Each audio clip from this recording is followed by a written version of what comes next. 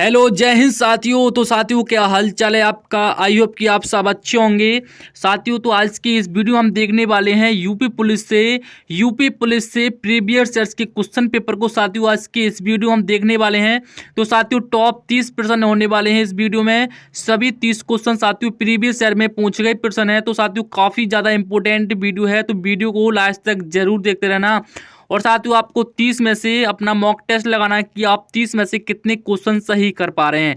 मेरे मैक्सिमम साथियों आप 27 क्वेश्चन ठीक कर रहे हैं 30 में से, तो आपकी तैयारी साथियों काफ़ी ज़्यादा बढ़िया है। तो चलिए साथियों आज की इस वीडियो को हम स्टार्ट करते हैं फर्स्ट क्वेश्चन के साथ। फर्स्ट क्वेश्चन है साथियों हमारा, इनसाइड्स आईबी एंड रो the rolling stone that gathers moss पुस्तक के लेखक कौन थे। साथियों प्रीवियस ईयर का क्वेश्चन है, काफ़ी इंपोर्टेंट है।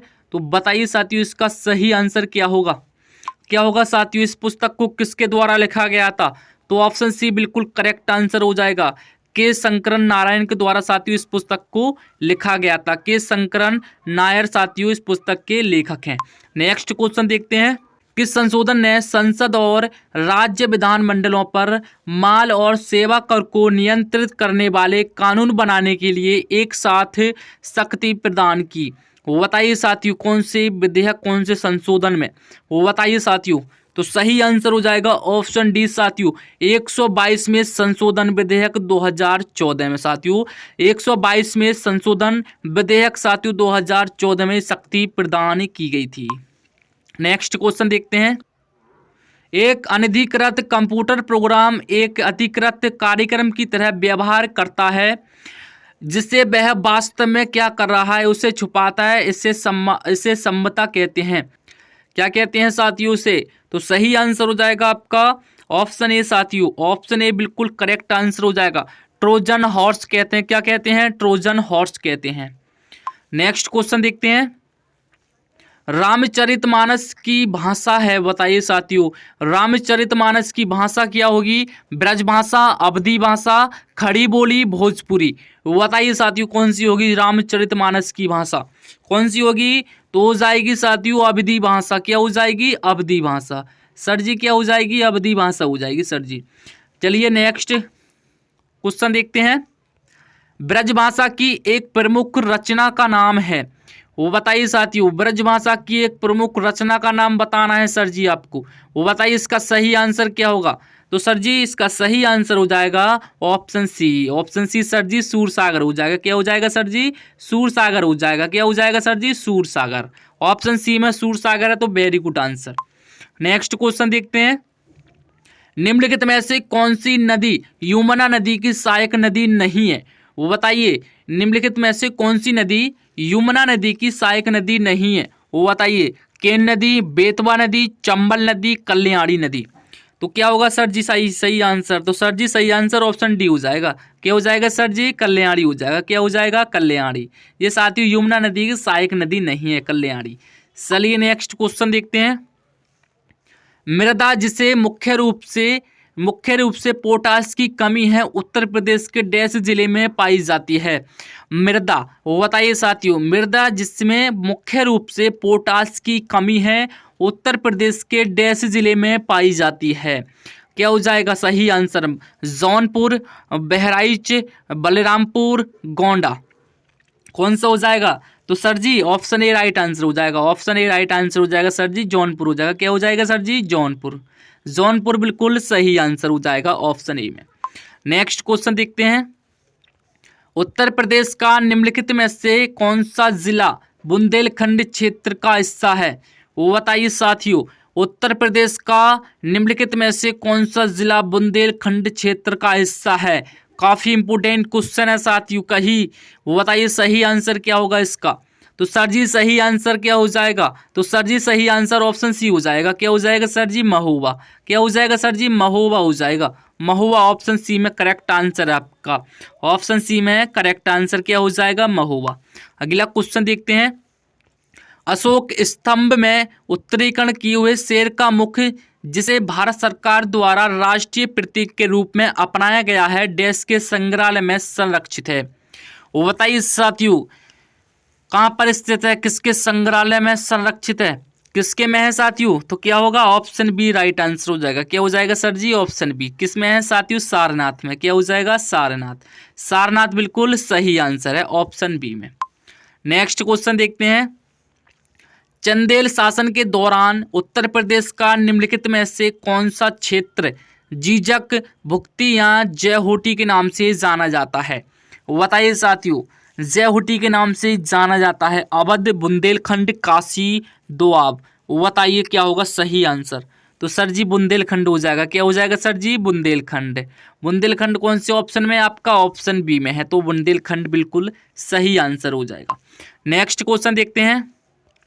उत्तर प्रदेश को महिलाओं से संबंधित पहली पत्रिका डैश 1874 में प्रकाशित करने का भी श्रेय जाता है, जिसके संपादक भारतेंदु हरिश्चंद्र थे।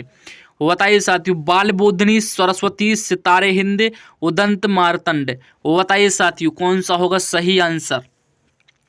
कौन सा होगा सही आंसर?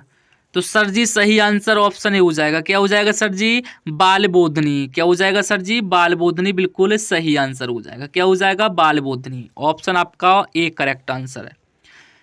नेक्स्ट क्वेश्चन देखते हैं। प्रसिद्ध सितार वादक नवाब इनायत खान उत्तर प्रदेश के डैश में संबंधित थे? बताइए साथियों।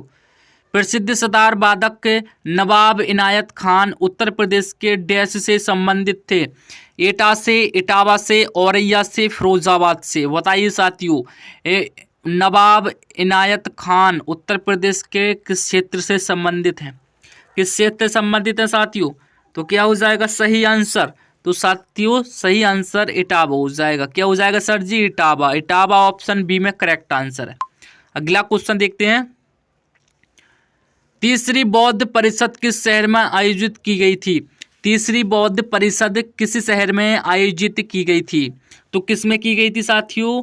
तो क्या हो जाएगा? पाटलिपुत्र। क्या हो जाएगा सर जी? पाटलिपुत्र हो जाएगा सही आंसर।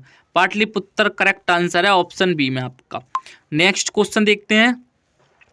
भारतीय रिजर्व बैंक की स्थापना किस वर्ष हुई थी?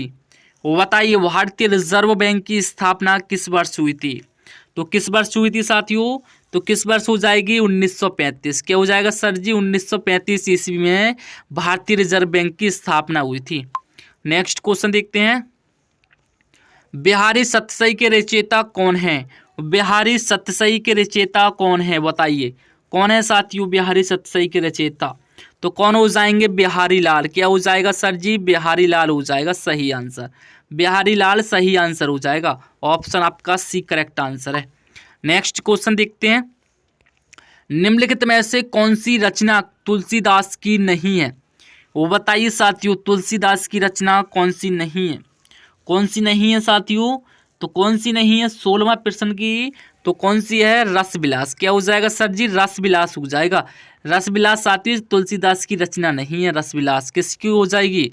किसकी रचना है साथियों? आपको यह बताना है। बाकी ये तीनों आपकी तुलसीदास की रचना है।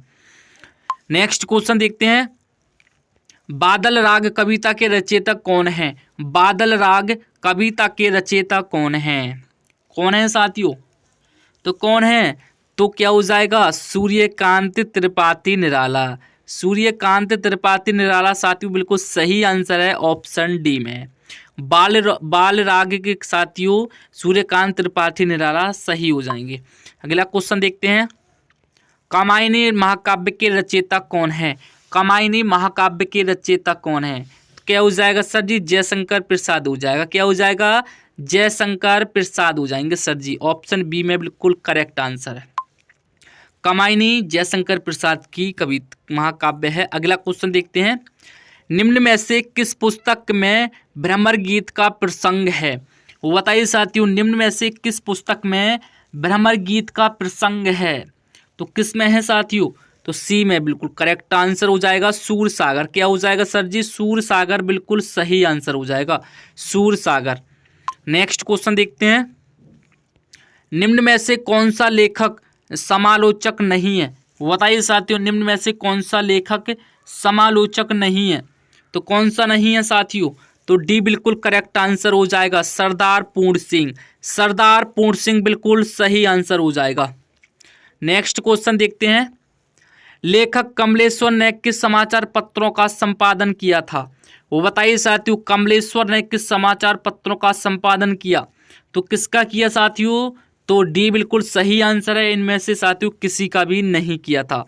जो साथियों लेखक कमलेश्वर थे, इन्होंने इनमें से की पत्रों संपादन का, इन्होंने समाचार पत्रों का संपादन नहीं किया था। तो किसका किया था ये भी जानते हैं।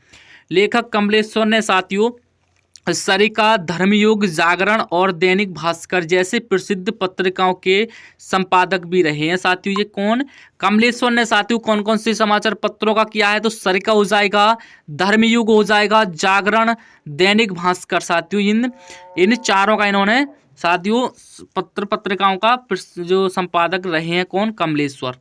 नेक्स्ट क्वेश्चन देखते हैं। चेम्माचेरी, कुन्ही रमण, नारायण निम्नलिखित में से किस नृत्य रूप के उल्लेखनीय नर्तक हैं? बताइए साथियों, चेम्माचेरी, कुन्ही रमण, नायर निम्नलिखित में से किससे नृत्य से उल्लेखनीय नर्तक हैं? तो किससे हैं साथियों? किससे हैं? ऑप्शन ए कथकली से। क्या? कथकली बिल्कुल सही आंसर है। नेक्स्ट क्वेश्चन देखते हैं। भारत के संविधान का निम्नलिखित में से कौन सा भाग नागरिकता से संबंधित है? बताइए साथियों, भारत के संविधान का कौन सा भाग भारत नागरिकता से संबंधित है? तो क्या हो जाएगा? ऑप्शन बी बिल्कुल करेक्ट आंसर है, भाग 2 सर जी। क्या हो जाएगा? भाग 2। भाग 2 साथियों नागरिकता से संबंधित है। 23 का बी बिल्कुल करेक्ट आंसर है। अगला क्वेश्चन देखते हैं। भारत के संविधान के अनुच्छेद 24 के तहत डैश वर्ष से कम आयु के बच्चों को किसी कारखाने में काम करने के लिए नियोजित नहीं किया जा सकता। बताइए साथियों कितने उम्र के? तो कितनी उम्र के साथियों? 14 उम्र के बच्चे। क्या साथियों? 14 उम्र के बच्चों को किसी भी कारखाने में काम करने का कोई भी नियोजित नहीं किया जा सकता। अगला क्वेश्चन देखते हैं। भारत के संविधान का निम्नलिखित में से कौन सा अनुच्छेद राष्ट्रपति के चुनाव की प्रक्रिया से संबंधित है? तो किसकी साथियों बताइए कौन सा अनुच्छेद हो जाएगा? तो कौन सा हो जाएगा साथियों? 25 का भी बिल्कुल करेक्ट आंसर हो जाएगा। अनुच्छेद 55 साथियों बिल्कुल सही हो जाएगा। अनुच्छेद 55 बिल्कुल सही हो जाएगा। राष्ट्रपति के चुनाव की प्रक्रिया से संबंधित है अनुच्छेद 55। नेक्स्ट क्वेश्चन देखते हैं। उपन्यास सम्राट किसे कहा जाता है? उपन्यास सम्राट किसे कहा जाता है? किसे कहा जाता है साथियों? तो सही आंसर हो जाएगा मुंशी प्रेमचंद को। किसे? मुंशी प्रेमचंद को साथियों। मुंशी प्रेमचंद को उपन्यास का सम्राट कहा जाता है, मुंशी प्रेमचंद। नेक्स्ट क्वेश्चन देखते हैं। रामचरितमानस की शैली है, रामचरितमानस की शैली कौन सी है? बताइए साथियों कौन सी हो जाएगी शैली? तो कौन सी हो जाएगी? प्रबंध शैली। क्या हो जाएगी सर जी? प्रबंध शैली हो जाएगी। प्रबंध शैली हो जाएगी सर जी। ऑप्शन सी बिल्कुल करेक्ट आंसर हो जाएगा। नेक्स्ट क्वेश्चन देखते हैं। राम की सूक्ति पूजा के रचनाकार हैं। राम की शक्ति पूजा के रचनाकार कौन है? कौन है साथियों राम की शक्ति पूजा के रचनाकार?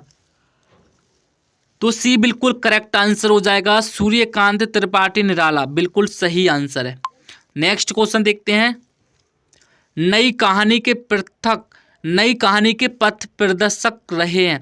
नई कहानी के पथ प्रदर्शक कौन रहे हैं? यशपाल, कमलेश्वर, चंद्रधर शर्मा या फिर डी सर्वेश्वर दयाल। नई कहानी के पथ प्रदर्शक कौन है साथियों? तो कौन है आपके? तो बी बिल्कुल करेक्ट आंसर है, कमलेश्वर साथियों बिल्कुल सही आंसर है। क्या? कमलेश्वर। नेक्स्ट क्वेश्चन देखते हैं। निम्नलिखित में से कौन सा वाक्य शुद्ध है?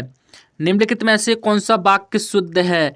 तो साथियों शुद्ध वाक्य के लिए आपको चारों ऑप्शन को साथियों पढ़ना पड़ेगा, उसके बाद आप इसमें से शुद्ध वाक्य को छांट सकते हैं। तो चलिए पढ़ते हैं फर्स्ट वाक्य।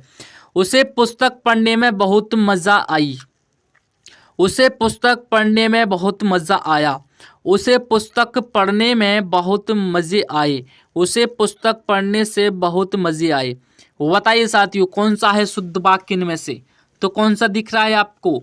तो कौन सा है? तो बी बिल्कुल करेक्ट आंसर है। क्या? बी। उसे पुस्तक पढ़ने में बहुत मजा आया। उसे पुस्तक पढ़ने में बहुत मजा आया। उसे आप उसे समोसे खाने में बहुत मज़ा आया। तो साथियों ये आपका बिल्कुल शुद्ध वाक्य है, ये बाकी आपके ये तीनों गलत वाक्य हैं। क्या है? अशुद्ध वाक्य हैं, क्योंकि इनका कोई मेल ही नहीं मिल रहा है। चलिए, ऑप्शन बी बिल्कुल करेक्ट आंसर है। नेक्स्ट क्वेश्चन देखते हैं। तो साथियों आज की क्लास का लास्ट क्वेश्चन आपकी स्क्रीन पर है और इसका भी आपको टेस्ट लगाना है। क्वेश्चन क्या है?